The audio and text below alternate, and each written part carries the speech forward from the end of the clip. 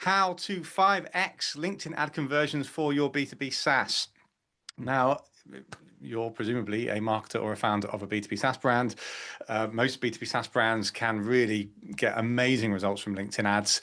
I know a lot of you are probably frustrated with LinkedIn ads. Maybe you're running them at the moment, you're not getting the results that you want. Maybe you've run them before and you turn them off because you weren't getting great results.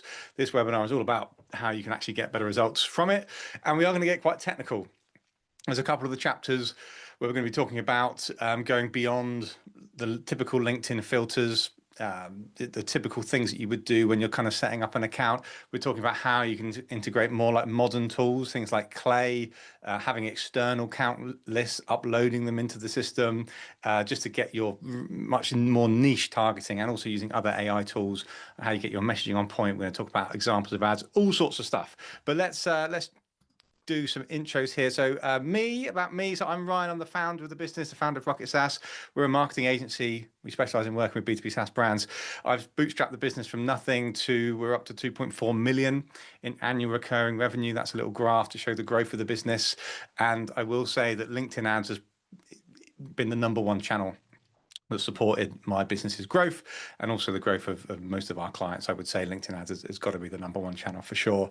So it's fair to say we know what we're doing with LinkedIn ads. I'm also the host of the SaaS Marketing Weekly podcast. A lot of you will know me from there already. If you have not heard of the SaaS Marketing Weekly podcast, and if you find value from this webinar and you think that me and Joe know what we're talking about, then listen to the SaaS Marketing Weekly podcast. Find it on Apple Podcasts, Spotify, the usual places. And we basically give like mini versions of these sorts of tips. Joe, we need to get you on as a guest, actually. I don't think we've done that yet. Yeah. You're coming. Get on soon. Yeah, you're on my list. So that's me, a little intro about Joe. Yeah, hi everyone. So I'm Joe McLaughlin, quite a new account director at Rocket SaaS. Before that, I was at Cognism, which is a data provider and was one of the fastest growing European tech companies for the past few years. Used to dealing with 6-figure monthly ad spends and also work with advising some of the leading software brands on their LinkedIn demand gen strategy. So going through a lot of what I've worked on with ad budgets from £30 a day through to multi-million-pound accounts, sticking to the principles across all of that and focusing on driving meaningful pipeline growth, which hopefully we'll be able to share a lot about in this session today. So looking forward to it. Yeah, so it's fair to say Joe knows his stuff about LinkedIn ads. When he joined the company a few months ago, he really impressed me. He really taught me some new things about LinkedIn ads. So I thought before Joe gets super busy in terms of working for our clients, let's get him on a webinar and get Joe to teach you guys some of the stuff that he taught me. So have considered myself to be a bit of a LinkedIn ads expert. And then Joe came in and taught me all these new things using external tools like Clay. Some of it really blew my mind. We've already implemented some of Joe's advice into our campaigns and our client campaigns, and we are seeing brilliant results from it.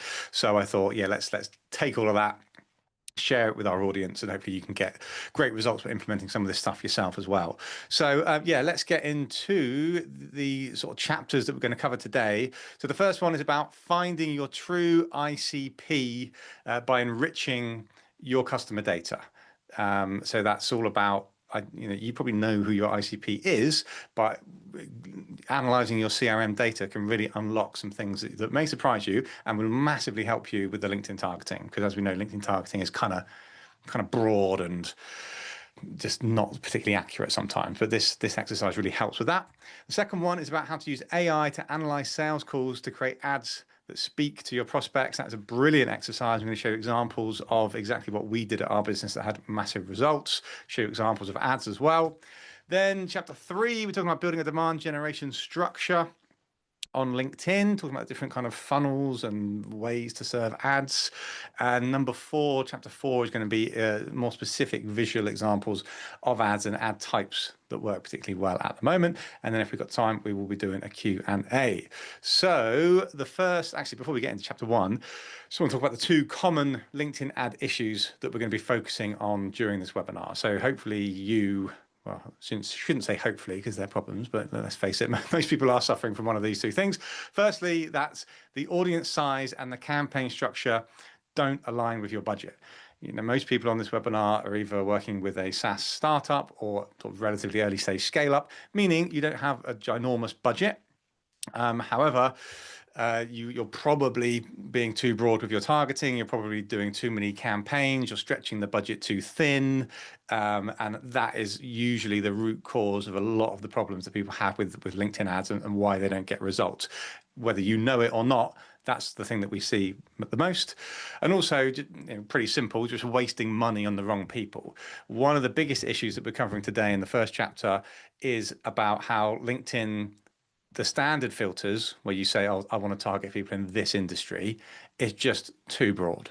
It's just so broad. So for example, I want to target people in construction. There are so many construction businesses out there that it just means you naturally waste money with the wrong people seeing and clicking on your ad. So those are the two biggest problems, and hopefully we are going to help you solve those problems in these chapters that we're going to go through now.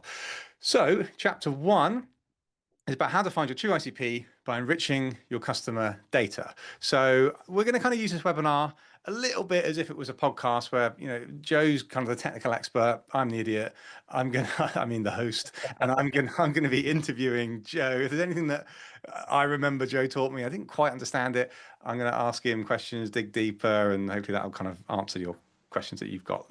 So anyway, let's get into it. So Joe, over to you on finding your ideal customer profile with your with your CRM.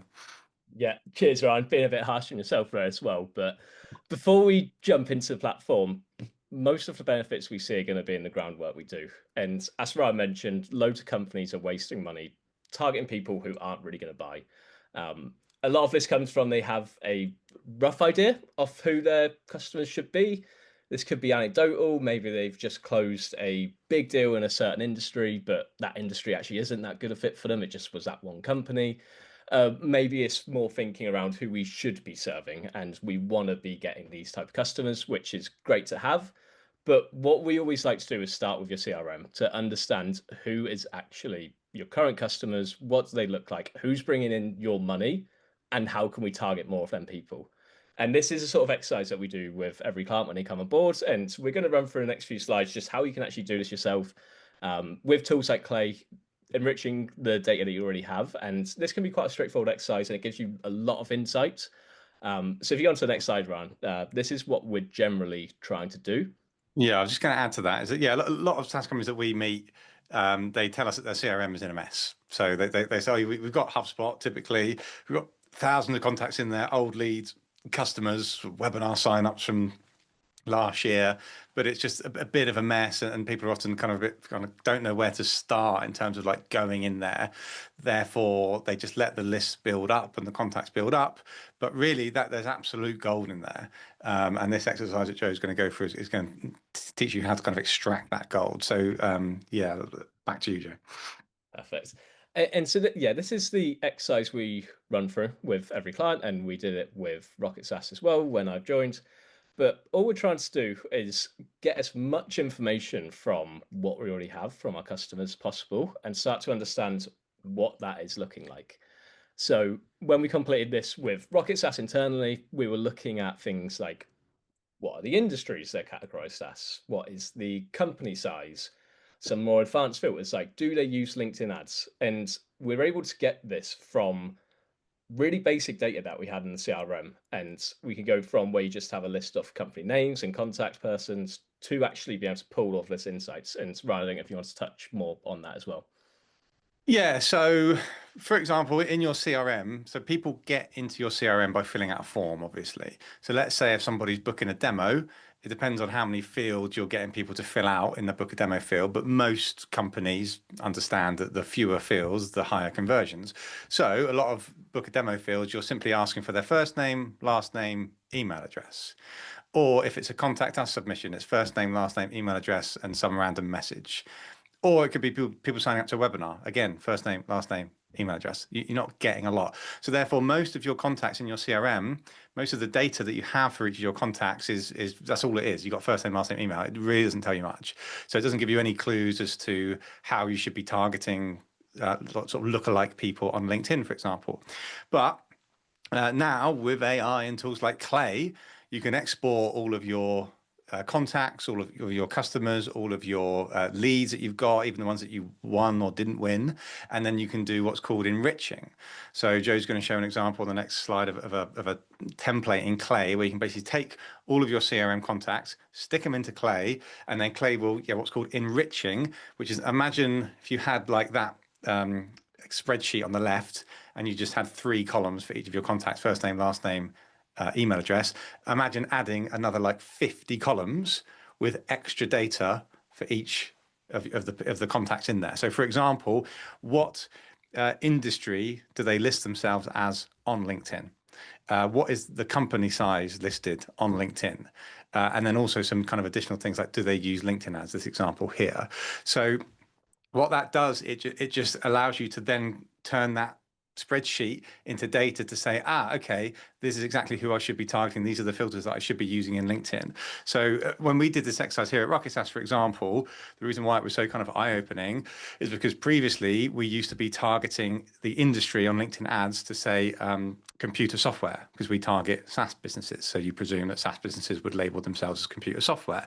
But then when we did this exercise, we found that actually only about 52% of our target accounts label themselves as computer software. There's a whole mix of some, say, construction B2B SaaS companies label themselves as construction industry, or some of our HR target audience label themselves as HR companies.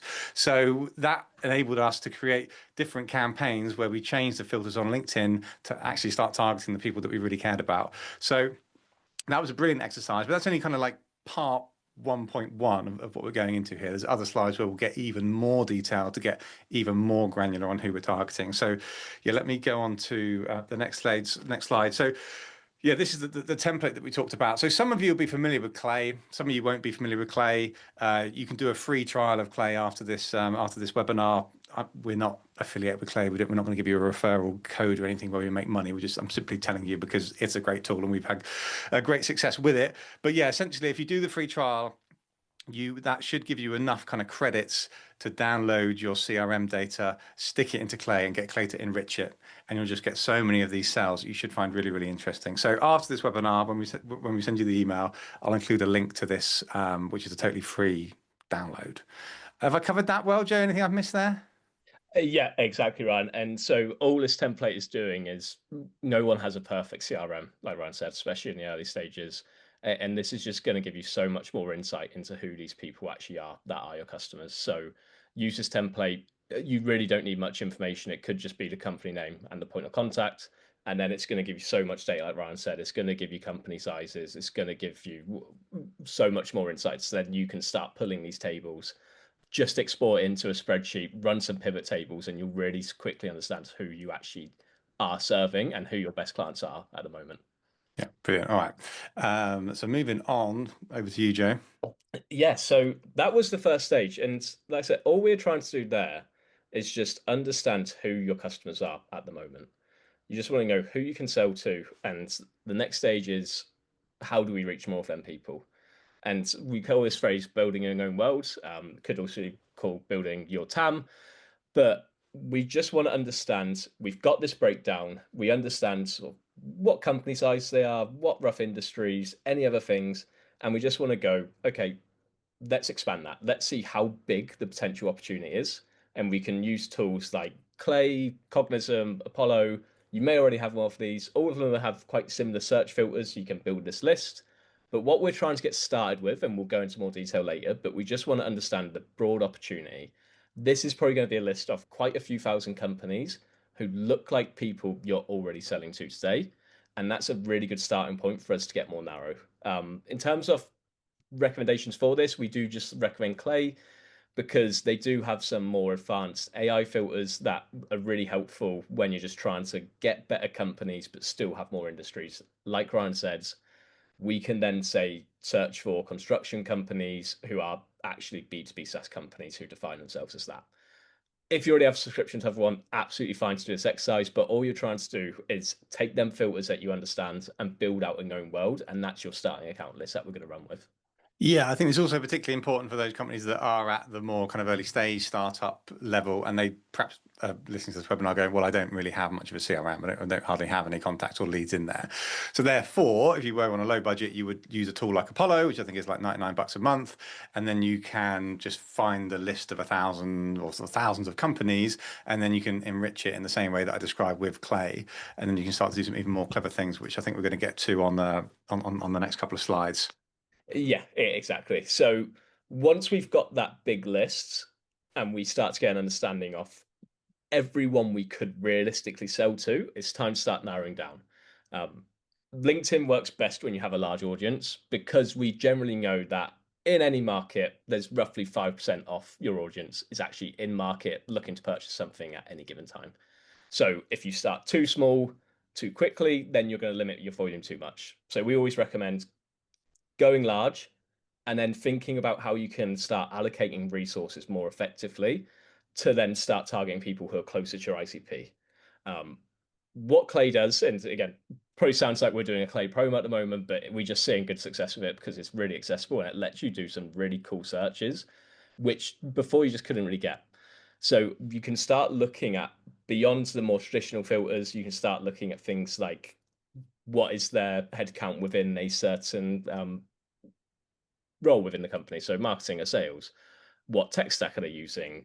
Is there a certain sub vertical? So maybe there's a really niche within computer software that you start serving really well. But it's just this whole process of going broad and then starting to get narrow from there. So then we can, and we'll go into this later, but start really getting interested how to really start investing more in these companies while still giving yourself good coverage. Yeah, so this was a really kind of eye-opening piece for me when I kind of learned about this for the first time. So imagine if you got a list of like, say, 5,000 companies that you're targeting. You can then start to use tools like this to get even more narrow, basically with showing intent data. So for example, let's say that you were a B2B SaaS company that was targeting construction companies, but your B2B SaaS was like a compliance platform that helped construction companies with compliance. So sort of previously, without tools like this, you would have to create LinkedIn ads talking about how you're a brilliant platform if you're trying to handle HSE compliance, and you would have to show those ads to all construction companies. And like that, you could use other filters to say like company headcount and location, but you would just have like hundreds of thousands of contacts and companies that you're just kind of wasting your ad spend on, because so many of those companies don't care about HSE compliance.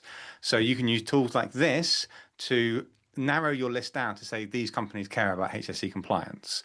So how does Clay do that? Essentially what it does, I'll kind of try and explain it in layman's terms, is that let's say you give it a list of 10,000 companies, you can then say, send a little AI bot onto all of their websites and all of their LinkedIn posts from their founders or the company page, and flag if they mention the phrase HSE compliance, right? So if they have written a blog where they mention HSE compliance, or their founder has done a LinkedIn post that mentions the phrase HSE compliance, Clay will flag that to you and say this company fits your criteria that you've asked for, and they've also been talking about that keyword that you're particularly interested in. So that's where things get really, really exciting. There's also things you can get Clay to do in terms of like hiring is a classic. So if you're a B2B SaaS, for example, that's targeting HR companies or people that work in HR, you could say, flag to me any of these companies that have put a job out in the last 3 months looking for a new HR employee. Because you know if they're hiring a new HR employee, that means they're investing in their HR department. And if they're investing in the HR department, there's a strong chance they might be investing in new software. Or when that new HR person comes on board, they might think, I need new software. So that's a good indicator for you. Another one, hiring. Funding. Flag to me any of these companies in this 10,000 list that have raised funding in the last 12 months. That means they got cash to spend. So there's so many like things you can layer on. This is obviously outside of the LinkedIn ads campaign platform, campaign manager. And you're doing this stuff away from the platform, creating this perfect list, and then obviously you will be uploading this list into LinkedIn Campaign Manager. So yeah, really, really kind of interesting stuff that you can do just to start getting like intent data signals that don't kind of cost the earth on these expensive intent data platforms. So yeah, that's that. And then Joe, I think this sort of describes what I was talking about earlier, but anything to add on that? No, exactly. This is just again going into some of the really cool use cases for this. Like I said, we want to start broad, we want to get that known world, but we can go incredibly niche nowadays with the tools that are available to us. This is just two examples. You see the screenshots on the side. This is how you can build bots, like Ryan said, which will search for this example is this company offering a free trial and it's a SaaS company? And then the second one is, does this company have a resource hub that is outdated? So hasn't been posted on in a while. And this is where you can get quite creative and start to think about how you can build campaigns around this, because you can start to build proxies for this, which would suggest that they're probably struggling with marketing output, so could do with extra marketing help. And you could create really tailored messaging around that. But this is just showing how niche you can go and how that fits into more tactical campaigns, or even go into your ABM selection as well when starting to considering this level of granularity, which just would not have been possible before. Yeah, brilliant. Yeah, so this is kind of like a prompt here, where you're telling the sort of clay bot what you want it to do, and it goes onto that website and starts looking into things. So you can get some really interesting things if you're a niche SaaS company as well. So all right, moving on, talking about other channels that this works with, Joe. Yes, so this slide is sort of just summing up what we've been working on so far with this audience building. But before we go into it, this is a good chance to touch on signals, intent data, and how that fits into your overall strategy. If you go on LinkedIn now, you'll see so many companies talking about how to use signals, why you must be using intent data. And it's a really exciting time. There's loads of companies who are producing really interesting ways to use these. But one of the biggest issues is that the execution is all wrong for how companies are approaching this. And what you need to consider is what signals, especially, are actually showing. All it's doing is signifying to you that a company has completed an action that might mean that they're moving either in market or closer towards what you would define as your core ICP. That's all it's doing. And so when you start to think of it like that way, the issue is that companies are building campaigns on LinkedIn which are just targeting this signal alone in isolation without anything else going on. And that's an issue because we know when companies come into market, most of the time they're going to go with a company that they've already heard of. So we need to be doing more to actually build meaningful memory associations with them and get in front of them regularly. When you're just doing this approach of trying to capture people as they're moving in market, you can only really convert 25% of buyers with pure performance marketing. That's just what the research shows. So very quickly, if you started with a list of 1,000 companies and only 5% of them are in market, 50 companies, 25% of them can only be hit by pure performance marketing. You're down to a list of around 12, 13. And then that signal's just trying to track them people. And that signal's got to be perfect either. So then you're left with about 10 companies from a potential of thousands that you're trying to compete with every other competitor against. And that's why people are struggling to actually see value from intent and from signals and from more niche campaigns, because the numbers just get too small too quickly. So that's why we're suggesting you do this approach of starting broad, having a list of companies that you know you can sell to, getting in front of them regularly, and then it's all about how you can start doubling down on the ones that are showing potential, that they're moving in market, that they're a really good fit for you. So that lets you do very specific campaigns, and that lets you really allocate more go-to-market resource to these. And this example screenshot is how we're running this internally as an example. So master account list at the top, we've done this exact same exercise that we've been talking about. We've understood these are the companies that we can realistically sell to. They're not absolutely perfect because that would get too small, but we could sell to them. And then we're constantly getting in front of them, giving them good messaging. Ryan's posts are going out to them. They're seeing value. They're getting to know Rocket SaaS. They understand what we're about. Then we're tracking them for signals. So when someone looks like they're going in market, we can really double down on them. This example is job posting. So one of these is looking at if they're looking at hiring a head of marketing. When we know that, we can then really tailor our messaging to them. They're already aware of us. They've seen us before. We can then go one layer deeper with the messaging. We can start to bring in more channels like outbound, and we have another reason to reach out to them.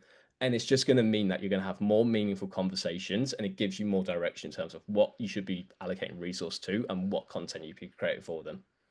Right. So to sort of make sure that I've understood that correctly, you're basically saying that when you start using these tools and using these kind of intent signals that tools like Clay can give you, don't be surprised when the list of companies is very small.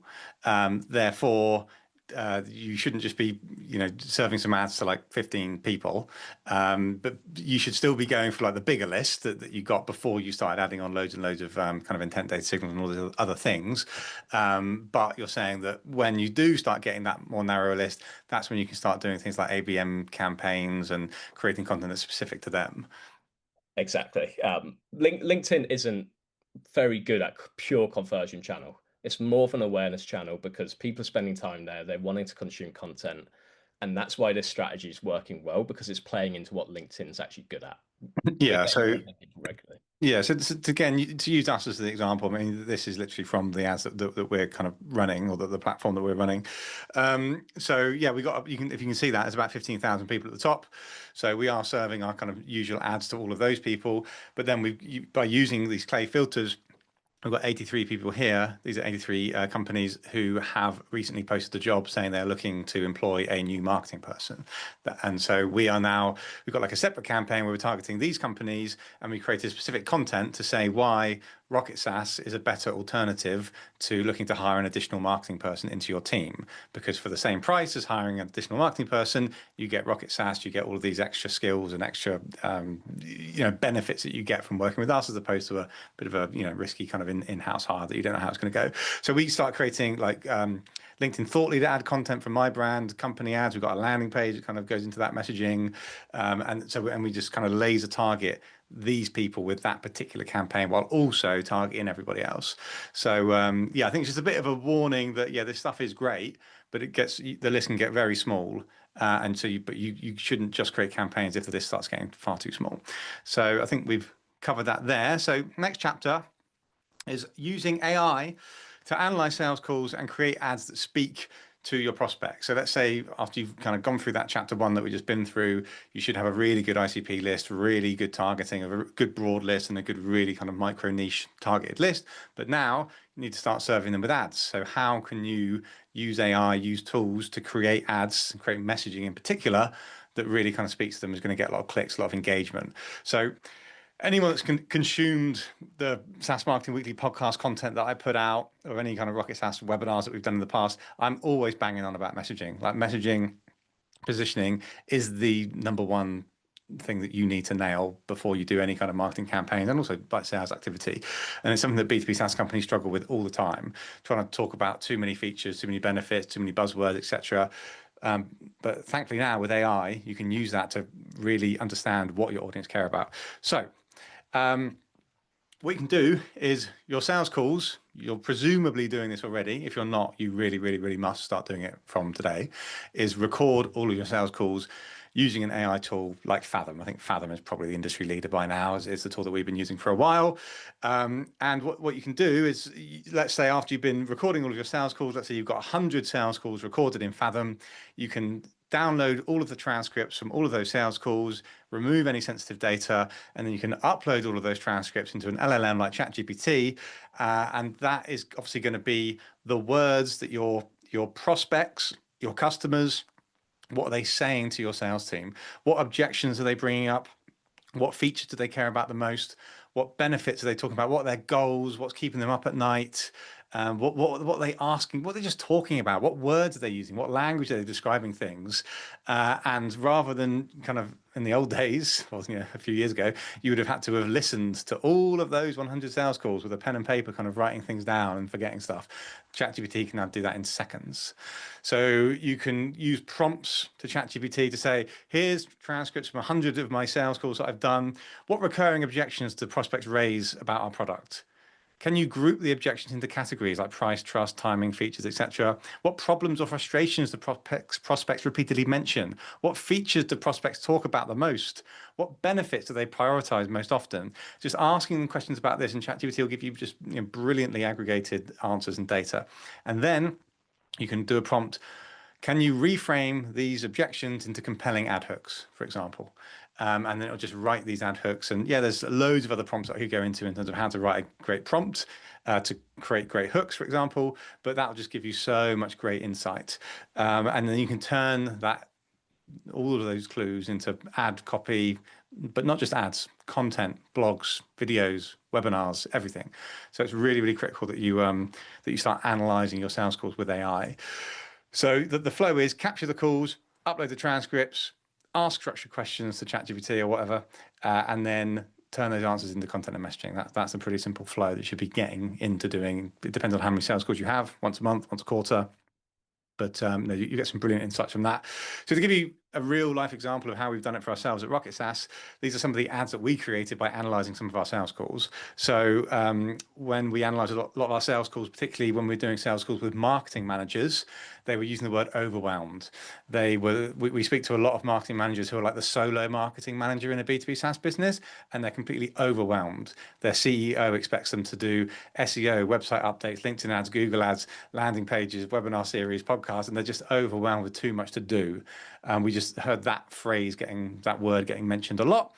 Therefore, we created a bunch of ads. This is just one example, but we created loads of different ads and a landing page talking about that particular pain point that they felt. And that ad has got double the click-through rate to all of our previous ads that we've done. Another example, when we jump on calls, whether it's with marketing managers or founders, they're always slagging off their current agency. They were using phrases like, our current agency doesn't understand our product, our buyers, they don't move quick enough. So therefore, we created ads to be the reverse of that, to handle that objection. Another example, people kept saying on sales calls, oh, we worked with an agency and we loved the founder or the salesperson, and then we just got palmed off some junior account manager. So again, we're creating ads to just handle that exact objection that we're hearing in our sales calls. And just ChatGPT just flagged all of that to us in a massive way. So that's a great way to, as I say, just create your content. So that's that. Moving on to chapter 3, building a demand generation structure on LinkedIn. This is back to you, Joe. Yeah, so in this section is where we're going to get a bit more tactical in terms of what we're actually doing in platform with all of this great stuff. So we've already gone through the groundwork of getting that audience ready, building it, getting some messaging lined up. So that's how we actually get action this. First thing you want to do, we've built that list in the first section, get that into LinkedIn. All of these tools now is really easy. If they have a direct connection, you just download the CSV and import it right into LinkedIn ads. And what that is doing is just meaning that we've built this audience list and now we'll be able to import it directly into our campaign. So we know that we're going to be hitting people that we actually care about. We do normally pair this with the LinkedIn native targeting. And the reason for that is we get the best of both worlds then. So we've done this account list, so we are able to, as Ryan mentioned, construction's perfect example. We don't want to be targeting every construction company. We want the construction tech ones. So we don't want to be using LinkedIn native targeting for that, but we're still getting them accounts from this account list. But no data company is perfect, and LinkedIn does have the most companies for LinkedIn ads. So for our core verticals like computer software, we want to use LinkedIn native targeting there. So by combining these two, we're getting a really healthy audience that we're really confident that we can sell into. And one of the really nice things, well, and this some people know about this, some people don't. When you upload that audience list into LinkedIn, go into the advertising thing, click into the audience tab, click into that, and then you get a full list of every single company that's in there, and you can see how engaged they are with your ads. And this just means that you're getting a load more visibility in terms of what LinkedIn's actually doing, who your ads are being served to, and then you're able to do some fun things with that. You can set up different campaigns to make sure that you're hitting everyone if any accounts are underserved.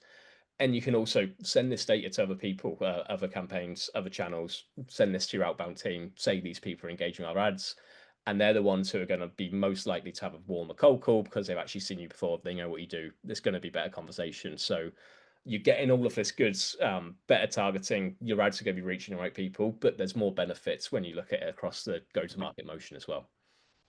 So to sort of summarize that, most people know this, but experienced LinkedIn people know this, is that you don't just have to create campaigns using the filters. You can create lists externally from tools like Clay, Apollo, and upload them into LinkedIn, which can be a real game changer because the on LinkedIn platform doesn't include intent data or much kind of granular stuff. All the things we've taught you today, that is all done off platform. So you create a CSV file using a tool like Clay or whatever, and then you can manually upload it to this. And then this slide here, or this screenshot here on the right, is, yeah, as Joe said, showing companies that have engaged. And this is like a salesperson's dream, where you just give this list to your salesperson, say, okay, these are the companies that have been clicking on our ads. These are the companies that are most engaged with our ads. You should probably start reaching out to them because I think they're, primed to be outreached to. So yeah, two very kind of game-changing tools there. And then this slide here is about how to split the cold and the retargeting layers. This is something that, kind of I learned recently from Joe and Jamie, is that you've kind of got two main kind of campaigns running in your LinkedIn. It's like a high level overview. You've got the cold audience layer, which is basically serving ads to the cold audience, which is essentially people that have never engaged with your ads before. They've presumably, most of them have never even heard of your brand before. They're cold. And then you have the retargeting layer, which is the people that have already engaged with your ads at some point previously. They most commonly been onto your website before, so they know who you are. So you can separate those two out. Most of you probably know that. But the interesting thing that I found was about the budget split. So you want to be putting more budget, typically around sort of starting with 75% of your budget into the cold audience and about 25% into the retargeting audience. And I previously thought it should be the other way around. I was like, guys, why aren't we putting more money into the retargeting layer? Because the retargeting layer is the people that have already been onto our website, so therefore they're more likely to buy. Let's pump them with more money. But actually, no, it's the other way around. And the reason it's the other way around is because the cold audience is obviously far greater than the retargeting audience. And the goal here is to serve as many people in the cold audience that your kind of 75% budget caters for, because when people start clicking on those ads, they move into the retargeting audience, which is the first stage of what we need. And then because the retargeting audience is much, much smaller, you don't need as much of a budget to serve the ads. So let's say, for example, if there's 10,000 people in the cold audience layer and there's only 1,000 people down here, you obviously don't need as much budget to serve them a decent amount of ads. So yeah, that's the kind of budget split that you want to go down to certainly start with anyway. But yeah, I'll let you go through this one, Joe. Perfect. Yeah. So now we're getting into it. We've got a sort of campaign structure. We know what we want to be doing in terms of splitting layers up. When we're looking at the colds layer, one thing that we really operate by is always onto everyone. And what a lot of people try to do is they try to force people through funnels to make their lives easier, essentially. And we want to be speaking to people before they're in market, as we mentioned before, because the numbers just don't work out when you're only reaching in market buyers. And the reality is that we have no idea how close someone is to purchase. We have intent data, we have signals, and these are all helpful and they can help guide us. But we have no clear way of telling. No matter what a 60K intent data provider might tell you, it's not perfect. So the most sensible approach is to expose users to all types of content at all times. And that means don't hide product content from people because they haven't engaged with one of your ads before. And if people are engaging with your ads, don't just start showing them case studies because they've shown some form of engagement. People like to learn in different ways. People engage with different content. You don't really know where they are because it's messy. So get everything in front of them, let them engage with it in their own way. And then over time, you'll start to understand which sort of content is performing best for you in different layers. And then you can start making decisions and doubling down on the content types which are performing in the different layers. But especially at the start, you just don't have that knowledge and it's different for every company. So you really have to just take a bit more of a open approach, expose them to everything, and then see what happens.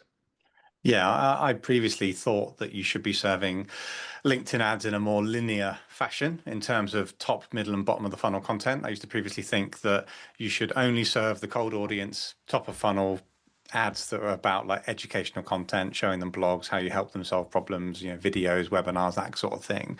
And then once they clicked on those ads, you then retarget them to show them ads in the middle of the funnel, like case studies, testimonials, and have to wait until they've clicked on those ads. And then you retarget them again, and that's where you introduce your solution to them. But that's actually not the modern way of thinking. You can see kind of Joseph Hill's got this got a nice diagram that is a more kind of realistic buying journey, and then Joe's kind of explained it there. Actually, you're better off just serving both the cold audience and the retargeting audience, all different top, middle, and bottom content. The only thing I wouldn't serve a cold audience layer would be like the very aggressive bottom of the funnel ads, like book a demo today kind of thing. That kind of has to be in the retargeting, I would say. But everything else, case studies, talking about your product, talking about your features, the benefits, testimonials, that should be in both layers, because that's how attention can be grabbed at any stage. People don't just buy in that kind of linear fashion. That kind of buys into the whole like demand generation understanding of marketing, as opposed to the sort of more sort of old school marketing attitude, which is just like funnel everyone. They have to go through these particular stages. Everybody must follow the stage, because that's just not the psychology of how people buy. Shall I move on Yeah, let's do it. with that? Yeah. Yeah, so now we're getting into probably not the most exciting couple slides, but probably one of the most important couple. And this is all around how you're actually budgeting for these campaigns. One of the areas where most money is wasted is in this area in terms of actually building your audience. And that's because there's a balancing act to be made. As we keep saying, we want to reach as many people who we think we can sell to as possible, but we need to be reaching them in a way where we're regularly getting in front of them so that we can build and maintain memory associations. If we're only getting in front of them a couple of times, that's not enough. Our ads are essentially invisible. They're not going to have the impact we need. But at the same time, if you're cutting your audience too small, then that's just limiting the amount of potential customers that you're getting in front of. So it's all around getting a balance between the two. And there's a lot of different thought around this. A lot of people will have certain metrics that they follow. What I've seen and what we follow within Rocket SaaS is we want to be hitting around a 40 to 60% penetration rate. That's because anything more than that is very expensive, because getting that top tier does cost a lot of money. And you're also within any audience, not everyone's online, not everyone's an active LinkedIn user. So you're not going to be able to hit everyone. So that 40 to 60% is like a real sweet spot. And then the 5 to 7 frequency is where we like to sit as well. Anything more than that, you're going to have to be replacing ads quite a lot. It's a bit overkill. And anything less than that, you're really starting to become sort of invisible to your audience. So that's like a really nice point. When you know you're getting these, you're going to be regularly getting in front of people in a meaningful way. And then there's a little bit of maths, and again, we'll send these slides out so you can see what this looks like. But LinkedIn gives you a rough CPM, which is how much it's going to cost to reach this audience. And then it's all around balancing that with your audience and your budget so that you're ticking these markers of frequency and penetration that we've mentioned. So for those who are not so experienced with LinkedIn ads and the sort of terminology, so reach is, so for example, 60% reach means that 60% of the people that you're trying to show ads to, 60% of people are actually seeing them, right? Yeah. That's a good way to describe it. And then frequency is how many times one person is seeing the same ad. So if the frequency is 6, it means that the same person has seen your ad 6 times. Is that right? Yeah, exactly. We normally look at frequency at the campaign level, but you can also do it at the ad level as well. But yeah, exactly right, Ryan. And this is okay. So actually, I've got a question there. So you're saying rather than someone seeing the same singular ad 6 times, is that they've seen 6 of the ads in the whole campaign? Yeah, exactly. Yeah, that makes more sense to me. Yeah, someone saying the same ad 6 times is a bit too much. But yeah, you can do it on a campaign level. So those are the kinds of metrics that we measure in the kind of optimization phase. You want to kind of keep it around there. A lot of people obviously make the mistake of serving the same ads for too long, like months, and people just seeing the same ad again and again. And the smaller your target audience, the worse that can be, and people just get kind of bored and annoyed of like seeing a brand all the time. So that's fine if you keep refreshing them and keep showing new ads. But yeah, you have to keep refreshing them. All right, let's move on. Yeah, and then the next aspect of this is same sort of thing, but looking at it of how many campaigns can you actually afford to run. Too many companies spin up too many campaigns. They're chasing the next new shiny thing. They're saying this campaign isn't working, let's try a new one. More campaigns don't equal better results. More data per campaign does. And what we need is consistency within our campaigns, so then we can understand what messaging is actually landing most with the audience. So then you can actually optimize it properly. This graphic here was originally from ad conversion, but we've changed it to be the UK edition because it's in dollars. And this is just a really nice formula, so you can actually understand for your monthly budget, how many campaigns should you be running? And we'd much rather have one really consistent campaign than loads of ones that are just being paused, not having a chance to spend, because all it means is that you're not really getting proper data to actually test from. And you could have some really good ads which aren't getting the money that they need to actually be deployed properly. So keep it simple. You don't need a crazy structure. do what your budget allows, and then that means you can actually do some proper testing as well. Yeah, nice. Okay, and then we're going to get into, I think this is the final chapter, which is ad types, stages, and examples. Yes, so this is probably where it gets a bit more fun. We've got our audience, we've got clear messaging, we've got our solid structure, and now it's time to focus more on the actual creatives that we're running. So these 5 stages of awareness, probably seen them before. It's just a very nice model to actually start mapping content out against. And Ryan touched on it. People used to think of this as a way you have to force person down each of these before they hit the next stage. We're using it more just actually to help us understand, do we have the right sort of content? So really useful exercise to run before you're setting up your LinkedIn ads. Go through all of these, think about all of the different content you have, what product questions you have, what lead magnets do you have, case studies, thought leadership, everything. Think about how it's going to react to different people at these different stages, and is it going to be interesting to them? What that's going to do is just make sure that you have a good coverage, but it's going to identify any gaps really quickly, and then you're able to spin up content to make sure you have that good coverage, and you're going to maximize your engagement that you're getting. Yeah, nice. So yeah, the classic psychological stages that a buyer goes through. So you're going to have various different buyers that are at various different stages. Therefore, you need to create ads for various different stages that they're at.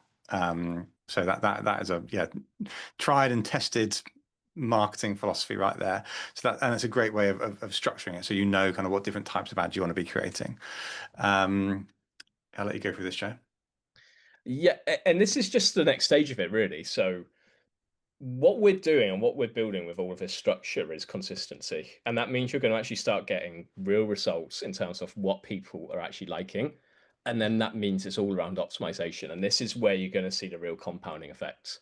And so what I've listed here on the right side is just these essentially all of the different things that you can start testing in terms of what ads you're putting out. So do you have ads that are covering all of the awareness stages? Have you tried the different formats that are available? What does your creatives look like? Copy, color, concept. What objectives do you have your campaign set as? And you can quickly see there's so many different variables that you can start testing, but you need all of that hard work that we've put in before to actually build a consistent structure. And then it's about building a roadmap of how you want to start rolling out these tests and start exploring these different options available to you, but within a realm where you can see the actual results, you're spending properly, you're getting actual data that can make you make the decisions. And this is where you're going to start leveling up your engagement and all the other metrics that you care about. Yeah. So essentially, these are all the different things you can tweak and try in your ads. Yes, exactly. Yeah. Nice. Okay. And then, yeah, finally, some examples of ad creative. So, all of these ads I'm going to show you here are Rocket SaaS clients. These are ads that we've created for them at 3 of the key stages. So, the problem aware. So, this works very, very well in the cold layer of people that have never heard of you before. And you'll kind of notice that 3 of these ads, the first 3, what we call ads that don't look like ads. So I think Joseph Hill did a great webinar about this particular topic. So in terms of a format of ads, I'm not saying all of your ads should not look like ads, but it is a format that works particularly well. So for example, this first ad here, it looks like a screenshot from the Notes app on an iPhone. This one here looks like a WhatsApp message. This one here looks like a photograph that's been taken of a billboard. And the reason why these work particularly well in the cold layer is because they are attention grabbing. So people that are scrolling through LinkedIn, often on their phone, just kind of like doom scrolling, or even not on the desktop when they're scrolling through pretty fast, and they're looking for something to kind of grab their attention. And these ads that don't look like ads, they grab attention because people aren't used to seeing these sorts of ads before. So particularly something like this, like a WhatsApp message, you scroll to it and you go, oh, looks like there's a bit of gossip in there. I'm going to read that. It's grabbed me. So that's why that works particularly well. I mean, they may stop working. They definitely will probably stop working soon. That's the classic thing of marketing. If things start to work and then they just fade away. But at the moment, these have been working for a while now, and we are still seeing really good results in terms of click-through rates, even conversions as well at the cold layer of these types of ads. And in terms of messaging, hence why, problem aware, you're not introducing your solution. You're not talking about your features. You're not talking about the benefits of the product. You're not even, you can see that none of these ads we've been showing the platform, although all of these ads are for B2B SaaS companies. We're not showing platform at all. We are talking about the problem. So this first ad here is for a construction B2B SaaS company. And they're kind of going up against their biggest kind of competitor, in inverted commas, is people manage their communications on their building sites using WhatsApp. they'll just WhatsApp each other in a WhatsApp group. Oh, you know, have you bought that material? Oh, there's a delay here. It's like, no, we have a much better platform than WhatsApp. So this ad talks about the problems of running your construction site using WhatsApp. I won't go through all the other ones. And this fourth one here, this is more of a kind of, it's not an ad that looks like an ad. It does look like an ad, but that's a very powerful format. Not overly creative design, just a very clear, loud, short message. Tell us you're not still traveling to property inspections, because one of our client surveys fear they have a platform that allows people to do property inspections without traveling. It's like a remote tool for it. So yeah, those are great examples that have all performed really, really well. Then you get the product awareness level. So people have already come on to your website. They already know that your product exists. They know about your product. They obviously haven't converted yet. But these particular types of ads work really, really well, which is essentially case study testimonial ads. We find that these ads get very high conversions. These are very good at getting people to do free trials or to book demos. Because again, you think logically about it, people have understood the problem, clicked on it, come onto the website, they understand your product. They're not going to convert the first time they come to your website. People just don't buy in that way. And then maybe a few days later, even weeks, they start to see other businesses, just like my business, just like your business, that have had great results working with you. And so, yeah, people click on that and go, yeah, I like the sound of this. I'm going to book a demo. And then the final stage, that the most aware, when people have clicked on multiple ads, they've been in the retargeting layer for a while, they come onto the website multiple times, that's when you need to be a little bit more aggressive in terms of pushing the demo, pushing the free trial. So this ad here is literally saying this demo could triple your daily inspection rates, or do a free trial for 14 days. And it's obviously talking about the product. So yeah, those are examples of different ads that you can design for the different stages, and all of these ads have performed particularly well. So yeah, we've got a few minutes left before the Q&A, but I should do a pitch for Rocket SaaS. So if you guys think that we know what we're doing with LinkedIn ads, then and if you're trying to run your LinkedIn ads but you're not getting great performance, or you used to do LinkedIn ads and you really think you should be restarting it, doing all of this stuff, this is essentially what Rocket SaaS can do for you. So you can partner with Rocket SaaS to become your marketing partner, and we will manage all of your LinkedIn ads, and we can do all of the clay work that we talked about. We can do all of your CRM enrichment. We can design the ads. We can run all of the platforms. You get someone like Joe to be your account manager to mastermind all of this.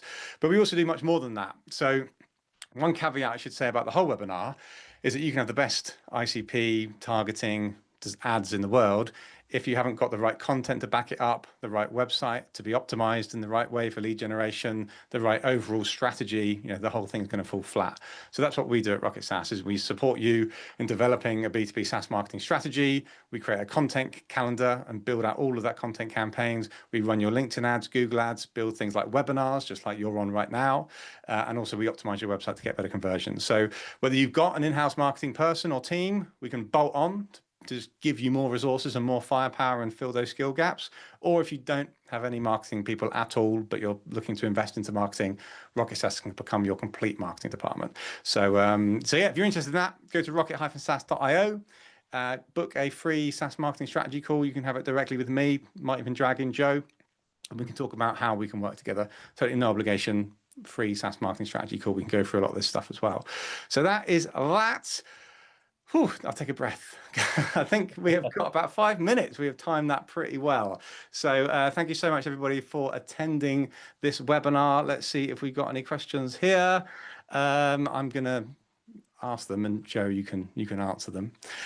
What's your recommendation on using AI in email marketing for cold prospects versus PPC ads or LinkedIn ads?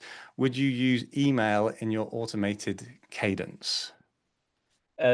Sure, yeah, bit of a different topic, but generally email marketing is really hard to get a response at the moment, and a lot of people using AI in their email aren't using it very well, and they're just spraying people randomly and not getting good results. What we generally would recommend is trying to integrate this into your actual full strategy.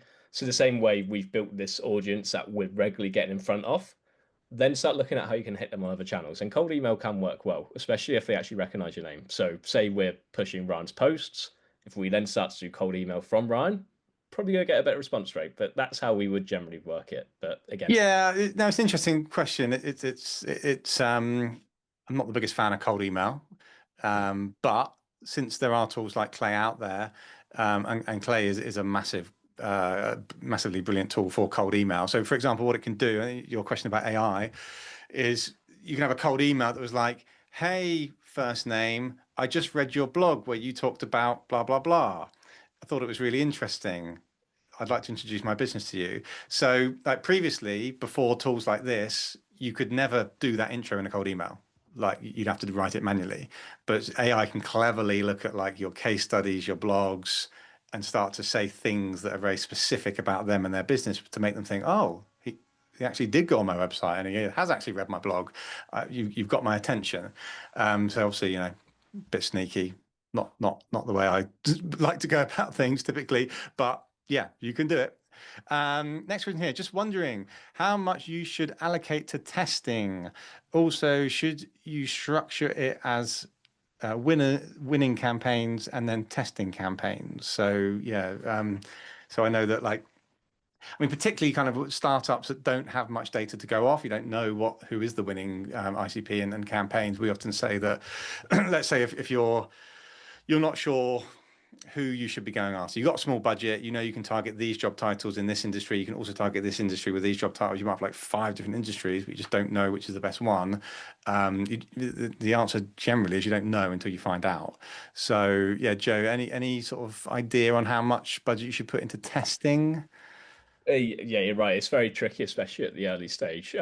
When you're in a good flow with LinkedIn ads and you sort of know what's working, 10% is sometimes put in the air as a good figure to allocate towards active continuous testing.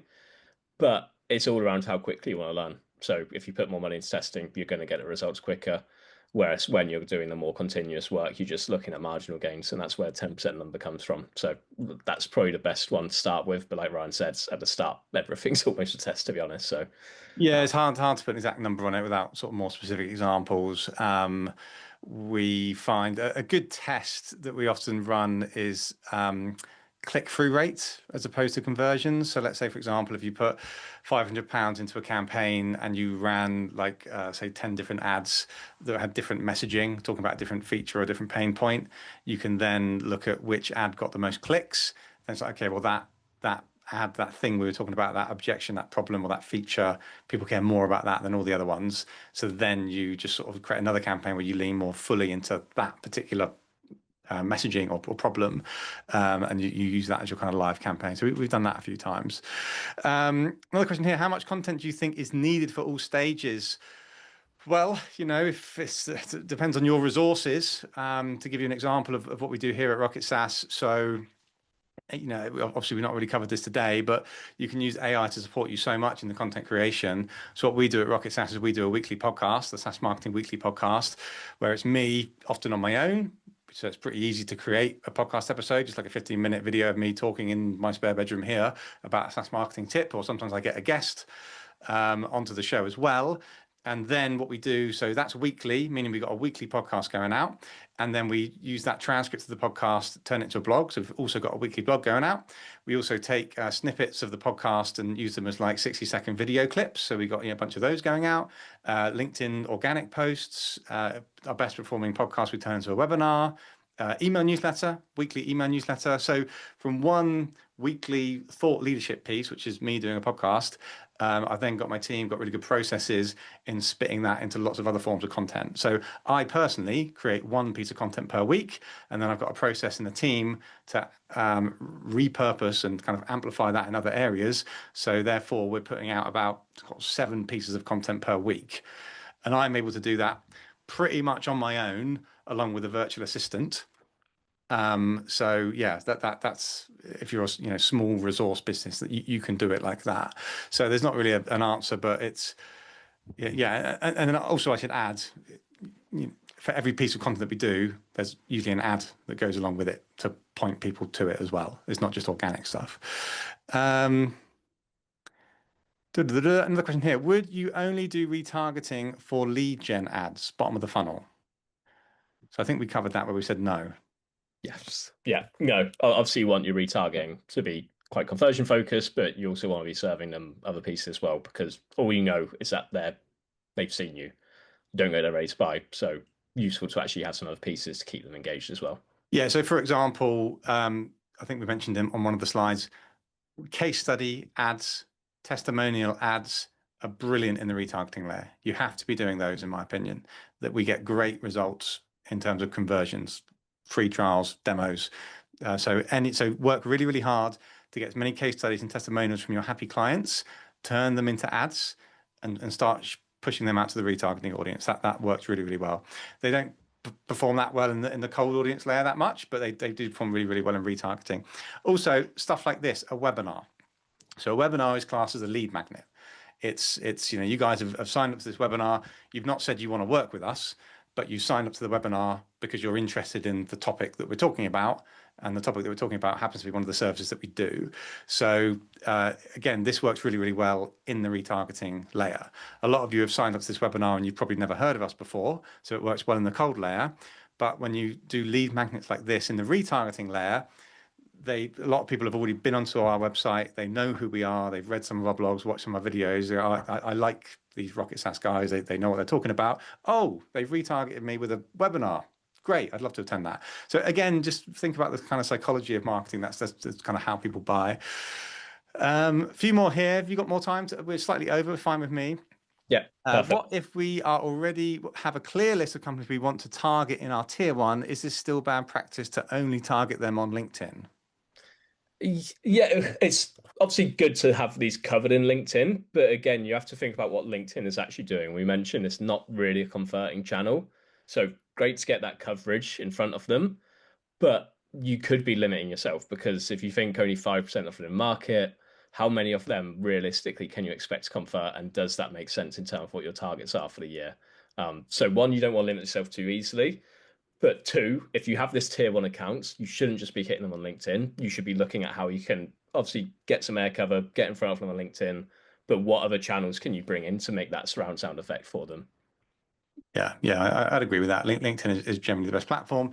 A lot of people overlook Meta. A lot of people overlook Facebook and Instagram because it's not a B2B platform, and it's more for e-commerce, or it's more for B2C, is what people think, and not necessarily wrong with that opinion. However, we have plenty of examples of clients that we've worked with, and my own business, Rocket SaaS, we do very well off Meta ads.